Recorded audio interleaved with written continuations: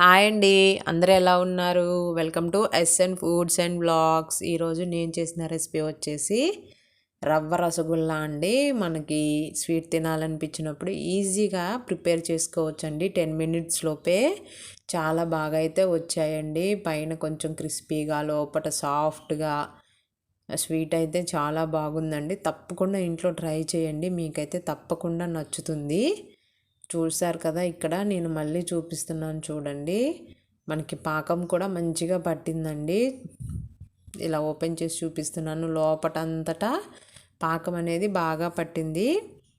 తప్పకుండా ఇంట్లో అయితే ట్రై చేయండి, మీకు బాగా నచ్చుతుంది. దీని తయారీ విధానం చూద్దాము. దీని తయారీ విధానం కోసం ఎక్కువ ఇంగ్రీడియంట్స్ అయితే పట్టవండి. పాలు, రవ్వ, పంచదార అయితే సరిపోతుంది. నేనైతే ఇక్కడ ఒక గ్లాస్ పాలు అయితే తీసుకున్నాను. నేను తీసుకున్న క్వాంటిటీకి ఈ పాలు తీసుకున్నానండి. కొంచెం మనకి పాలు అనేవి కాగాలి. కాగిన తర్వాత ఒక కప్పు మనం బొంబాయి రవ్వ, ఉప్మా రవ్వ అంటాం కదా, దాన్ని తీసుకొని ఇలా పోసుకొని కొంచెం కలుపుకోవాలి.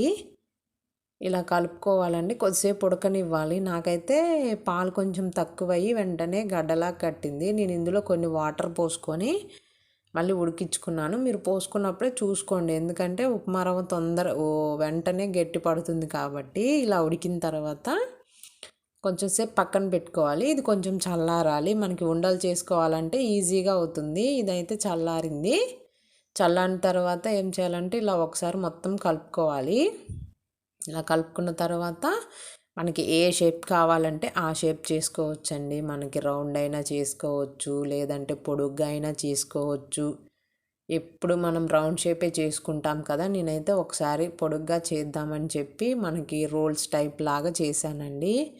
ఇలా చిన్న చిన్న బిళ్ళల్లాగా అయినా చేసుకోవచ్చు, మన ఇష్టం, మన ఇష్టాన్ని బట్టి. నేనైతే ఇలా పొడుగ్గా చేశాను.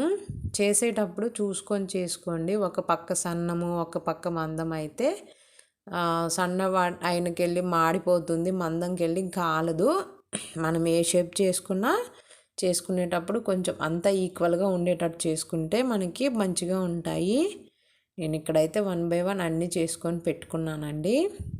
తర్వాత మనము వీటినైతే ఆయిల్లో హీట్ చేసుకోవాలి. నేనైతే ముందుగానే ఆయిల్ అయితే పెట్టుకున్నాను. ఆయిల్ అయితే హీట్ ఎక్కింది. ఆయిల్ హీట్ ఎక్కాక ఇవన్నీ 1 బై 1 అయితే వేసుకోండి. ఇవన్నీ వేసుకున్న తర్వాత ఒక 1 మినిట్ కదిలించొద్దు. ఇలా మొత్తం అయితే ఒకసారి వేయొద్దండి. నాకైతే ఆయిల్ ఎక్కువ ఉందని నేను వేసేసాను. మీరు వేసుకున్న ఆయిల్ని బట్టి చూసి వేసుకోండి. కొంచెం ఒక పక్క కాలితే ఏంటంటే మనకి విడిపోయే ఛాన్సులు అవేమీ ఉండవు. కాలకుండా కదిలిస్తే మనకి అవి ఇరిగిపోతాయి. కాబట్టి ఒక 1 మినిట్ ఉంచుకుంటే అవి కొంచెం కాలుతాయి కాబట్టి మనం ఎట్లా తిప్పుకున్నా ప్రాబ్లం లేదు. ఇవి కాలడానికైతే ఒక 5 మినిట్స్ టైం పడుతుందండి. ఇలా పైన గోల్డెన్ కలర్లో వస్తే మనకి కాలినట్టు అండి. చూసారు కదా, నేనైతే ఇలా అన్నీ తిప్పుకుంటున్నాను. ఇవైతే కాలాయి.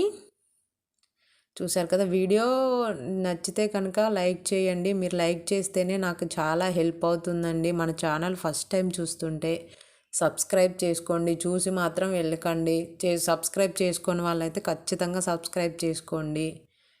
ఇవైతే వేగాయి కదా, నేను పక్కన పెట్టేసుకొని మళ్ళీ పాకం పట్టుకుంటున్నానండి. నేను ఒక గిన్నె తీసుకొని ఇందాక మనం ఉప్మా రవ్వ తీసుకున్న గిన్నెతోనే ఒక కప్పున్నర తీసుకున్నాను. మీరు వేసుకునే స్వీటుని బట్టి మీరు వేసుకోండి. నేను ఎక్కడైతే కప్పున్నర తీసుకున్నాను, ఉప్మా రవ్వ తీసుకున్నాను కదా, అదే కప్పుతోటి నేను మళ్ళీ ఒక కప్పు వాటర్, నేను అన్నీ ఒకే క్వాంటిటీలో తీసుకున్నానండి.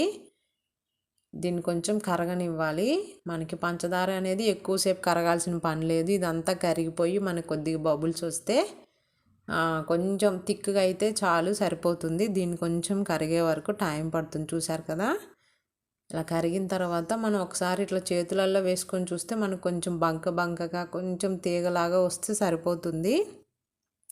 అలా వచ్చిన తర్వాత నేనైతే కొంచెం టేస్ట్ కోసం యాలకుల్ని అయితే దంచుకొని వేసుకున్నాను. యాలకులు వేసుకుంటే మంచి టేస్ట్ వస్తుంది.